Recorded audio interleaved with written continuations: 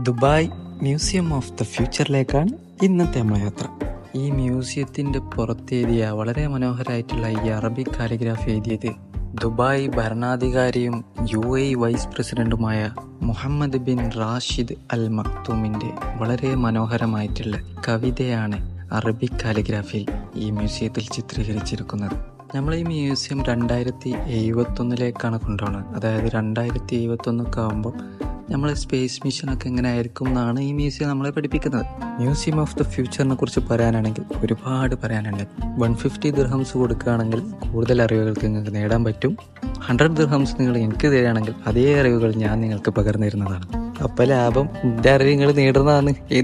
അങ്ങനെ നമ്മൾ അവിടുന്ന് ഫുഡ് കഴിച്ച് അടുത്ത ഡെസ്റ്റിനേഷനിലേക്ക് വിട്ട് ദ ബീച്ച് എന്നറിയപ്പെടുന്ന ദുബായ് മറീന ബീച്ചിലാണ് ഇപ്പം നമ്മൾ എത്തിയിരിക്കുന്നത്. ഒരു അൾട്രാ പ്രീമിയം ലക്ഷറി ലൈഫ് സ്റ്റൈലാണ് മറീന ബീച്ച് നമ്മളെ പഠിപ്പിച്ചിരുന്നത്. അതൊക്കെ പോട്ടെ, ഞാനൊരു കാര്യം ചോദിക്കട്ടെ.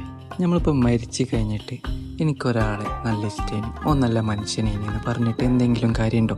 ആ ഒരു വ്യക്തി ജീവനോടുള്ള സമയത്തല്ലേ ആ ഒരു മനുഷ്യനെ നമ്മൾ സ്നേഹിക്കേണ്ടതും അവർക്ക് വേണ്ട വാല്യൂ കൊടുക്കേണ്ടതൊക്കെ. ചെറിയ ലൈഫൊക്കെ അല്ലേ ഉള്ളൂ നമുക്ക്.